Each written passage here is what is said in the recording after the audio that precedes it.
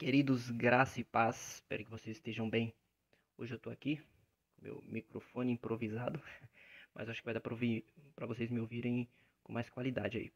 É, Vamos dar continuidade, né, na leitura de Romanos. A gente está no capítulo 1. Semana passada eu não consegui gravar, né, foi um dia um pouquinho conturbado, mas na presença do Senhor, né. Obviamente a gente tem que estar sempre na presença do Senhor. Afinal, hoje é um dia onde a maioria de nós estamos é, temos um descanso ali, né, do nosso trabalho, da nossa semana, e a gente dedica esse dia geralmente para estar na casa de Deus, né, na casa do Senhor, o adorando, o cultuando, porque isso mostra até mesmo que existe uma lei gravada em nossos corações, em que existe um dia exclusivo para o Senhor, onde a gente acessa todo o nosso trabalho aqui da terra para glorificar a Deus, adorá-lo, conhecê-lo, né? Ainda mais, né? Quanto mais intimidade com Deus, quanto mais culto a Deus, mais adoração a Deus, mais Ele se fará refletido em nós, certo? Então, manifesta em nossa vida, expressado por meio de nós, né? Então é isso, afinal a gente é vaso de Deus, né? Nas mãos de Deus, Ele é o nosso oleiro.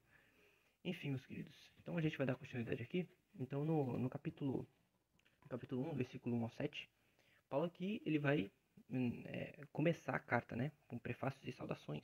Né? Ele vai falar, Paulo, servo de Jesus Cristo, chamado para ser apóstolo, separado para o Evangelho de Deus. Aí ele fala sobre o fato dele ser um escravo, né, de Jesus Cristo, que era contraditório e até algo que jamais estaria no palavreado dos romanos, né, pois eles eram um povo altivo por serem conquistadores e tal, naquela época ali. Eles eram os conquistadores, os donos do mundo, né, digamos assim. E essa ideia era contraditória à mentalidade deles. E aí, sobre ser apóstolo, ou seja, um enviado, né? Ou seja, ele se converteu, ele era alguém que era escravo de si mesmo. Agora ele é escravo de Cristo. Ele saiu de um Senhor para outro Senhor, certo? Das trevas à luz, né? Como diz uma canção aí. Então, agora, quando ele se converte, Deus não só converte e transforma a mente dele, mas também dá um propósito de vida para ele, que é ele ser enviado é, para todas as nações, ou seja, ser um missionário na evangelização. Então isso é muito importante a gente entender. E aí, para quê? Para a evangelização, ele fala o evangelho de Deus, e aqui já trata tudo aqui que o evangelho não é dele, está ressaltando já no primeiro versículo da carta, que o evangelho não é dele, o evangelho é de Deus. E por isso que ele propaga. Fala, bom, o evangelho não tem nada a ver com a minha sabedoria e tal, tanto é que ele vai falar em Coríntios que o evangelho é a palavra da cruz, a mensagem da cruz não tem nada a ver com sabedoria humana, mas com o poder de Deus. E só entende que é o poder de Deus aqueles que são salvos, né, porque creram em Jesus Cristo. Mas aqueles que perecem acham que aquilo é loucura. Falam, não, o que é isso? Isso aí não faz sentido, nem nada mais. Mas, para aqueles que creem, para aqueles que foram salvos, é o poder de Deus. Então, a gente vai... Aí, beleza. No versículo 8 ao versículo 15, Paulo ele vai falar da estima que ele tem pelos irmãos de Roma. Ele não conhecia, não os conhecia pessoalmente, porém, ele, de tanto orar pelos irmãos, ele sente aquele desejo de estar com os irmãos. O amor de Paulo pelos cristãos de Roma, né? E o seu desejo de vê-los. E isso por conta da oração. Ele orava tanto apresentando aqueles irmãos, glorificando a Deus pela vida deles, dos presbíteros que haviam naquele lugar em Roma. E aí ele cada vez mais queria conhecê-los pessoalmente, porque ele escutava os boatos. Bom, a fé desses irmãos de Roma é notável, né? Porque o que falam aí é muito bom acerca da fé deles. E aí ele queria lá. E um pouco aqui no finalzinho, no versículo 14, versículo 15, ele fala sobre o senso de dever de pregar o evangelho. Tanto a gregos quanto a bárbaros, tanto a sábios como a ignorantes. É por isso, quanto está em mim, estou pronto. Aí ele fala do senso de prontidão que ele tem. Que fala, eu tenho um senso de dever de pregar o evangelho, porque eu fui salvo por ele. Então agora eu tenho um senso de dever de pregar o evangelho. E não só porque eu tenho um senso de dever, mas porque Jesus Cristo ordenou, é uma ordenança. Ide por todo mundo e pregue o evangelho a toda criatura. Então é por isso que ele fala aqui, tanto a gregos como a bárbaros, tanto a sábios como a ignorantes. E para o quê? Aí agora ele está pronto, né? A partir de quando ele foi salvo, o Espírito Santo o capacitou a ser pronto a falar do Evangelho. Também a vós outros em Roma, né? Não, ele fala a vós outros também, porque ele não pegava somente os irmãos de Roma, né? Mas tem muitas outras igrejas, Galácia, os irmãos Gálatas, igreja de Corinto também era em Roma, né? Mas, e outras, né? Filipos, e assim vai. Tinha muitas outras igrejas, né? Enfim. E aí a gente vai entrar aqui no versículo 16. Espero que você esteja com a sua Bíblia aberta, ok? Que a gente vai ler esses dois versículos aqui, a gente vai meditar um pouco sobre isso. É só esses dois versículos que a gente vai ler. Então vamos lá. Já abriu sua Bíblia? Não? Então já estava na hora. Pausa o vídeo aqui e pegue sua Bíblia lá, beleza? Então vamos lá. O assunto da epístola. Por isso que eu falei que esses dois versículos aqui é a introdução, é um resumo de toda a carta aos Romanos. Né? Ele vai dar uma prévia aqui, falar, vocês vão encontrar isso na carta aos Romanos. O que ele vai encontrar? O Evangelho. E aí a gente vai ver aqui como Paulo vai introduzir os leitores dessa carta para entender o que vai encontrar aqui nessa carta. E aí vamos lá. Aí ele vai falar o assunto da epístola, o título aqui que João Ferreira de Almeida utilizou aqui, né, o assunto da epístola, a justiça pela fé em Jesus Cristo. Ou seja, aquela questão da justificação pela fé, você vai ver aqui na carta aos Romanos. É uma doutrina importantíssima da fé cristã. Né? Se você não crê na justificação somente pela fé, infelizmente você não é cristão. Você é qualquer outra coisa, mas não é cristão. Você tem uma outra religião que fala de Jesus, fala disso aqui, mas se não é pela fé, não é cristão. Infelizmente é isso, porque o cristianismo crê na justificação pela fé somente. Né? Então vamos lá, versículo 16, abra sua Bíblia aí.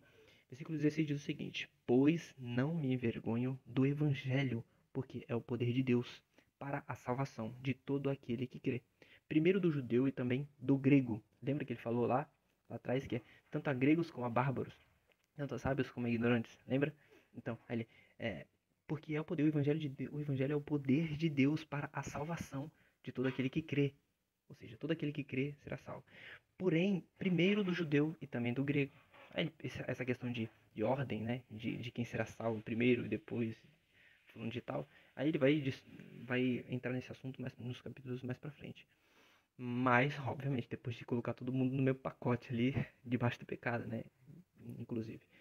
E aí, versículo 17. Visto que a justiça de Deus se revela no evangelho de fé em fé, como está escrito, o justo viverá por fé. Ou seja, ele está ressaltando aqui já a questão da fé, olha só isso. Ele fala, porque o evangelho é o poder de Deus, versículo 16, para a salvação de todo aquele que crê. Crer está ligado e é sinônimo de fé. Ele fala de fé em fé no sentido de continuidade, de perseverança na fé. Você vai ver muito Paulo em outras cartas falar sobre perseverem na fé, né? Com que Cristo nos chamou e tudo mais. Então, essa fé é a fé salvífica, né? A fé verdadeira, que é a fé que nos salva, que nos leva, que nos faz salvos por Jesus Cristo. Essa fé que é depositada apenas em Cristo. A gente lembra do salmista falando no Salmo 125, no versículo 1, ele fala, os que confiam no Senhor são como os montes de Sião, que não se abalam, mas permanência aqui, lembra de fé em fé? Versículo 17 fala de fé em fé. Então, permanecem para sempre. Confiam no Senhor, esse confiam no Senhor tem a ideia de crer, ou de depositar sua confiança, a sua fé no Senhor. E aí a gente lembra, né, do Salmo 23, versículo 1, como muitos interpretam de forma muito equivocada, mas Salmo 23 fala, o Senhor é meu pastor, nada me faltará. Qual o sentido disso? Nada me faltará, porque se o Senhor é meu pastor, eu não preciso de mais nada, pois Ele é tudo para mim, Ele é suficiente, entendeu? Então, dito isto, que a justificação é somente pela fé, e que o Salmo 125, Salmo 23, no caso o Salmo 23, dando continuidade, né, à exegese do Salmo 23, baseado na fé, somos justificados somente pela fé, na justificação pela fé, né, onde Paulo fala aqui, no versículo 16 e 17, que todo aquele que crê no Evangelho é salvo. Por quê? Pelo poder de Deus, porque o Evangelho é o poder de Deus para a salvação de todo aquele que crê. Então, o Salmo 23 fala, o Senhor é meu pastor, nada me faltará. Então, nada me faltará, não nada me faltará, não é acréscimo, mostra, na verdade, a suficiente. Por isso que não tem o que é um conectivo de adição na língua portuguesa. Então, o Senhor é meu pastor, nada me faltará. Esse versículo mostra a suficiência de Jesus Cristo, a suficiência do Senhor.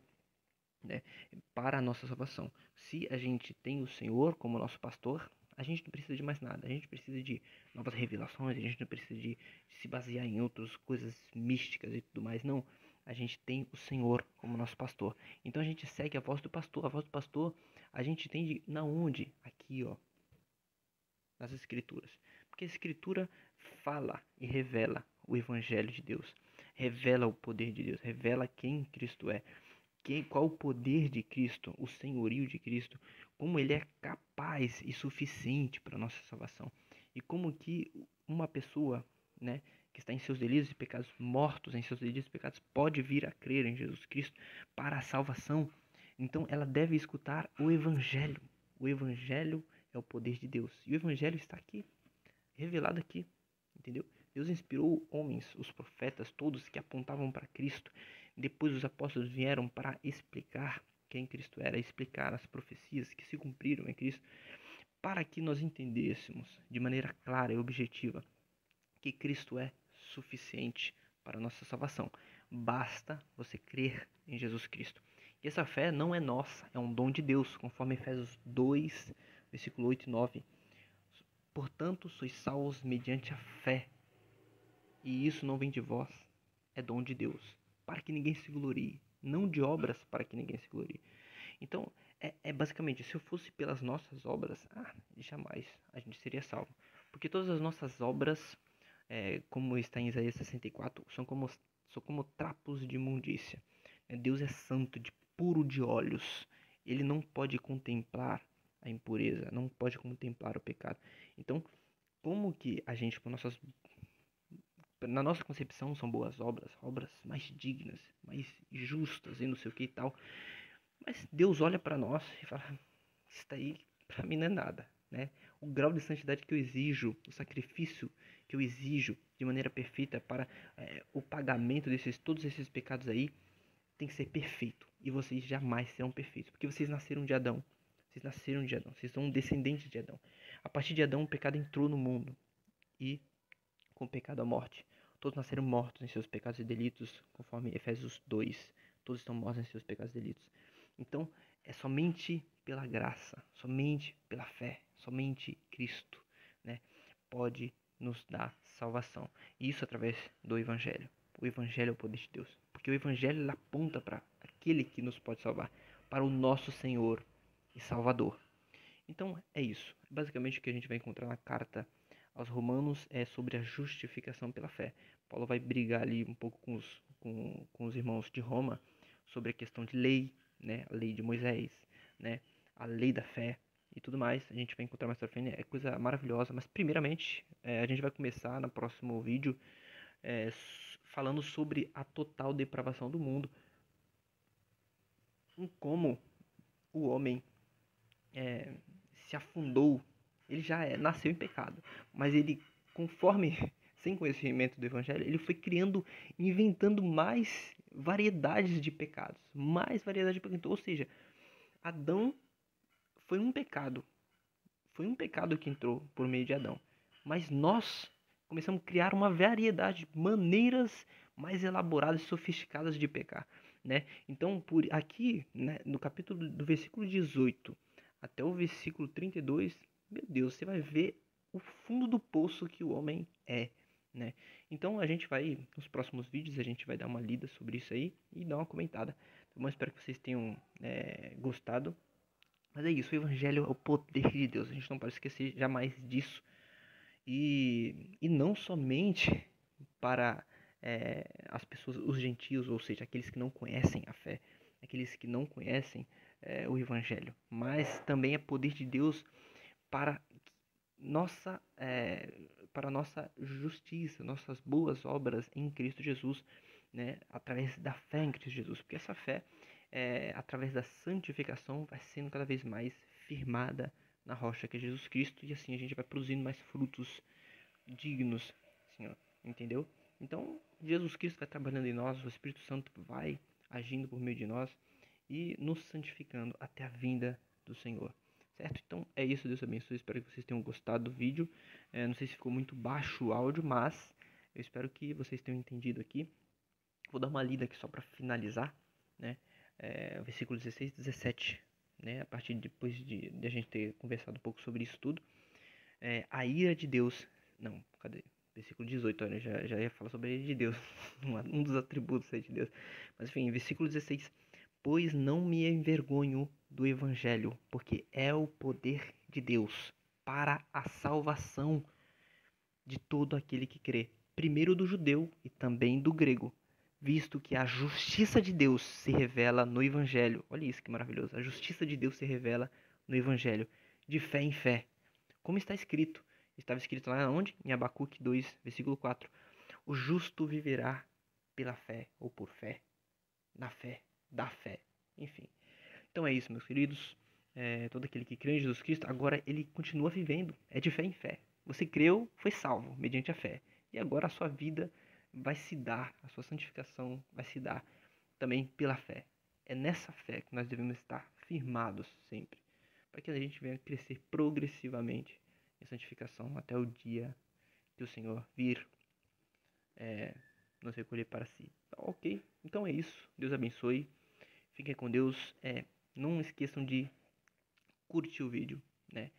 Comentar se vocês quiserem, ou sugerir algum tema, algum assunto ou alguma dúvida. E se inscrever no canal, ok? Então, se você é novo por aqui, se inscreva no canal. E é isso. Semanalmente eu vou tentar postar alguns vídeos, assim, pelo menos todo domingo. Tentar separar um tempo para isso. Afinal, hoje é um dia da gente exaltar a Deus, cultuar a Deus, adorar a Deus. E nada mais propício do que um dia que a gente pode ter um descanso, a gente falar da palavra de Deus. Afinal, é um dia propício para isso, né? Pra gente exaltar o nosso Deus, tá bom? Então é isso, Deus abençoe, fiquem com Deus. Qualquer dúvida, pode me chamar, eu tenho um Instagram também. Meu Instagram é a Bíblia Somente. Procurem lá e me chamem, pode me chamar no privado, ok? Então é isso, Deus abençoe, fiquem com Deus.